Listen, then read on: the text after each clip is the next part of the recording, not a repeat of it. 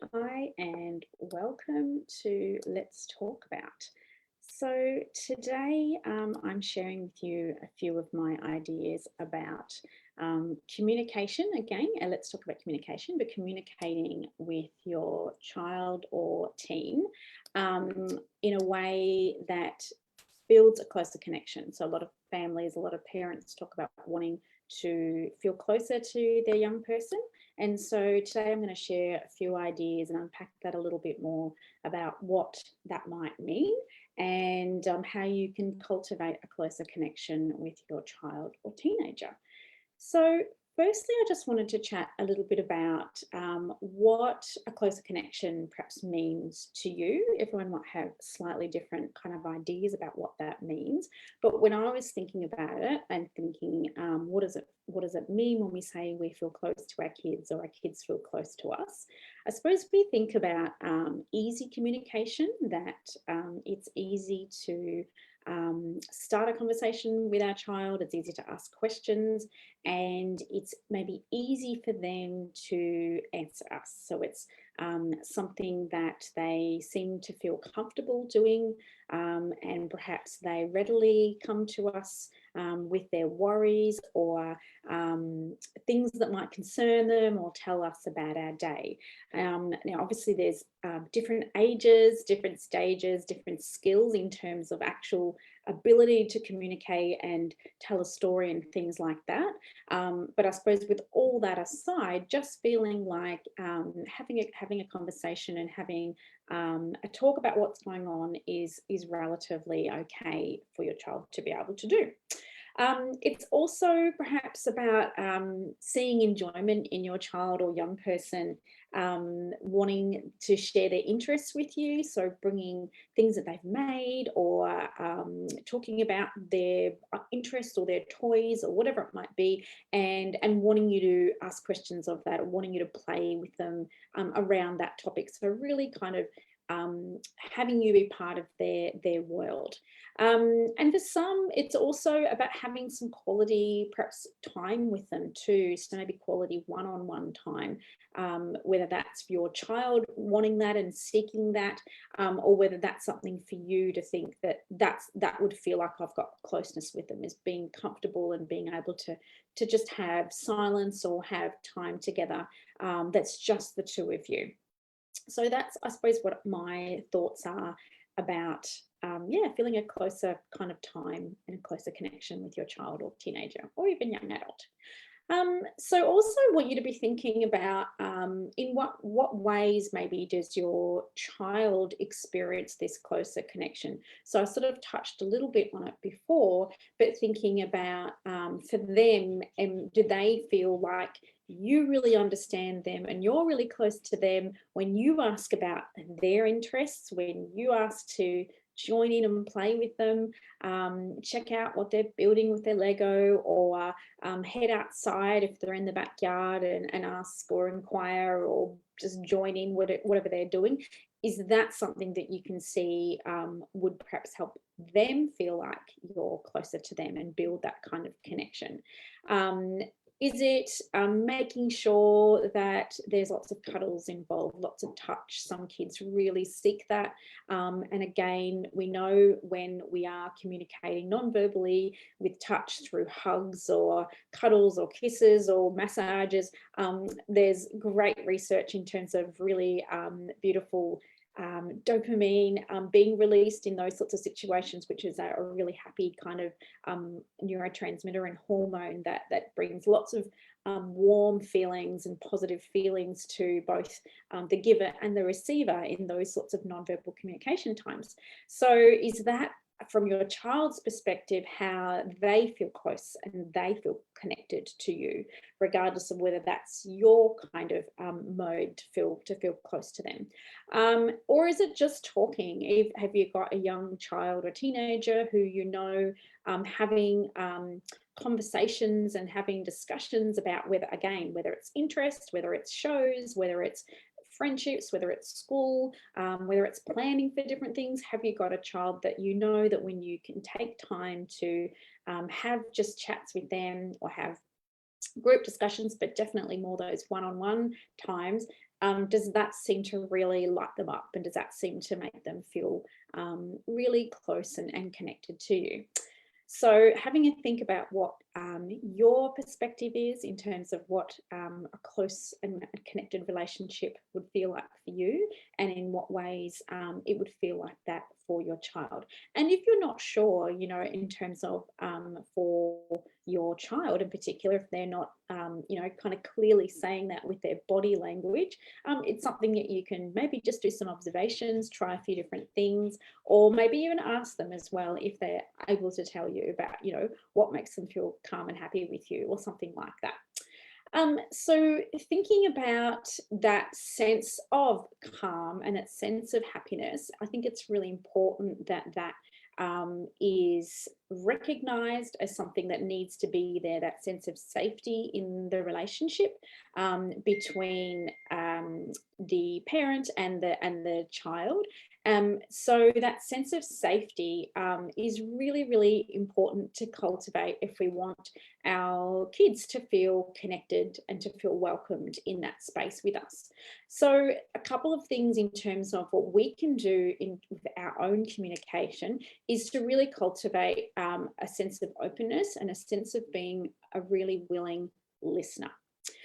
In terms of if we want our kids to be coming and bringing ideas and bringing conversations to us, then listening is really, really important.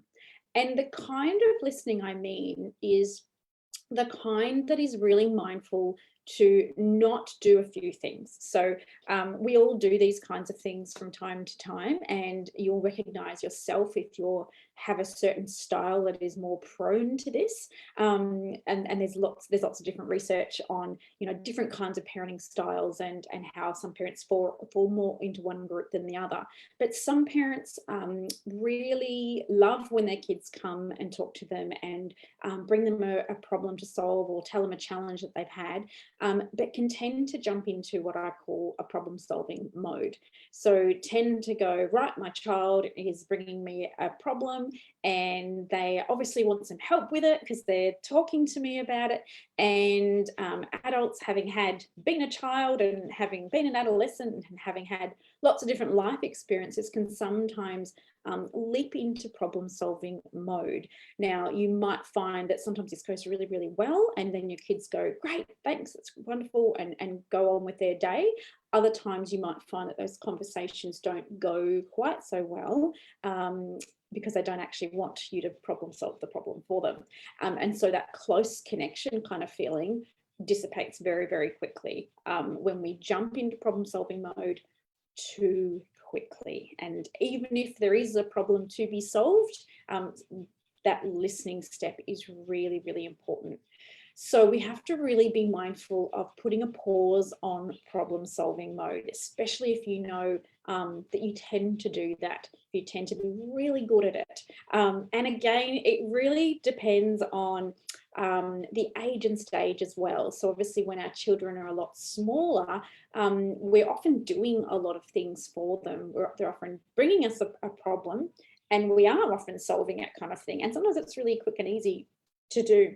Obviously, as children develop and they bring more complex problems, it might be relational problems or issues getting along with teachers, or all kinds of different things, they're less likely to have a straightforward and easy fix. So it's less clear cut about how to problem solve it, and you've got your own child's personality and style that needs to be taken into consideration about what that might look like.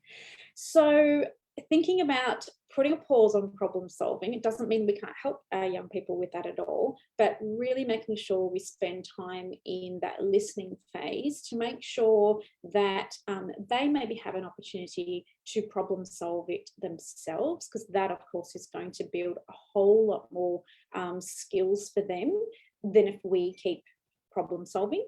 And it also means that we're really listening to what actually is happening. Sometimes if we jump to a solution, there's actually not the young person or the child doesn't actually want you to solve that solution. They actually just want you to do some really good listening. So be making decisions about whether any problem solving needs to happen at all, or whether we just need to sit with doing some really good listening, and being empathic to whatever challenge that they're experiencing in that moment. The other couple of styles to be aware of if we want that sense of close connection is to be mindful of if a young person is bringing some things they want to talk to us about, being mindful of being either dismissive to what they're struggling with or disapproving. So when I talk about being dismissive, there's a style that can be quite dismissive, especially of kids' feelings around whatever challenge that they're experiencing. So usually if kids are coming to us and they want to talk about a problem, they've got a fair few different emotions that might be going on. Just excuse my, the sounds in the background there. My washing machine sounds like it's a plane taking off in the laundry. So being dismissive when kids come to us, it doesn't mean we say there's no problem, sort it out, that kind of thing. It can be a style where we can be dismissing the, I suppose, severity of their challenge or of the emotion that they're experiencing. We could be in a hurry to try to move them on to more pleasant feelings or a more pleasant outcome. And again, we can then be trying to switch into that problem solving mode straight away, like do this and then you'll feel okay kind of thing. So sort of moving them on really fast. It can also be a tendency to want to distract our young people from having strong emotion about things. So our style can be like that, especially if we've got discomfort with either seeing our young kids in pain or having a dilemma or having something that's really kind of challenging them at the moment. We can, again, it's because we care, and sometimes it's because it's uncomfortable too, to launch into that kind of problem solving mode, but also dismissing the size of the challenge or size of the problem for them. So things might pop out of your mouth like, well, you know, at least you got this, you know, kind of happening first, you know, it's not so bad, or it's only a little bit blah, blah, blah. So that kind of minimizing their experience, or something like, don't be silly, it's, you know, it's going to be fine, or look on the bright side. Those sorts of things can be quite dismissive of our young people's experience, and can really, I suppose, like I said, we're thinking about that connection and that safety. It can really make that experience for young people feeling like I'm not understood, and withdrawing and going, this is not a space that I can say what I want to say because I'm getting this response that's sort of dismissing my experience or minimizing what I'm feeling at the moment. The other style that is be mindful of is a disapproving approach to when kids bring challenges or want to talk to us about something. So a disapproving style is more when we clearly express discomfort or discouragement of expressing strong emotion about things. It may come from a sense that emotions, or showing strong emotion over things, we need to control them, or that it's showing some sort of weakness if we're feeling upset about something and we're coming to our parents to share that, and we express that they need to, you know, buckle up, chin up, you know, you'll be fine, be brave, be strong, don't talk about it, go on kind of thing. So, and again, it's likely that if we have that sense of disapproval of talking about these kinds of things, it might mean that we're uncomfortable with it, or maybe we were parented in that way as well. And it's sometimes when kids bring things like that, rather than be there and be that safe place for them so that they can share that, it triggers those kinds of old, what we call parenting templates. It triggers those things, and those kinds of statements come out. And again, it's not intentionally to hurt our children. Sometimes a lot of this is unconscious behavior that kind of reacts from our own experiences of being parented. But just be mindful in terms of, you know, that safeness and closeness is going to be a lot harder to communicate to your child if you have language like that, if you're shutting down conversations that they come to you with. There's a nice little saying that I've seen around, I can't remember it exactly, but it's along the lines of, if they bring small, what we think are small things to our attention, they're more, and we hold them and we honor those things, they're more likely to bring the big things later on. And certainly as our kids come and change and grow into adolescence, that's certainly something that I think a lot of times parents are really keen, is to know what's going on with their children. They want to have a close connecting kind of relationship, and it starts when they're young, and it starts and it doesn't stop. So it's like that door needs to be open from our perspective, and how do we communicate that? And we communicate that by be mindful of not being dismissive, be mindful of not being disapproving, and being mindful not to problem solve too quickly, especially as they get into teen years, because we actually want to really build that skill for problem solving as they go on. It doesn't mean we can't help them, so it doesn't mean we can't support them in that, and it doesn't mean there's going to be times where your capacity to listen to your child or to unpack something isn't going to be there 100%, and we might kind of brush things off or go, I can't talk about this now.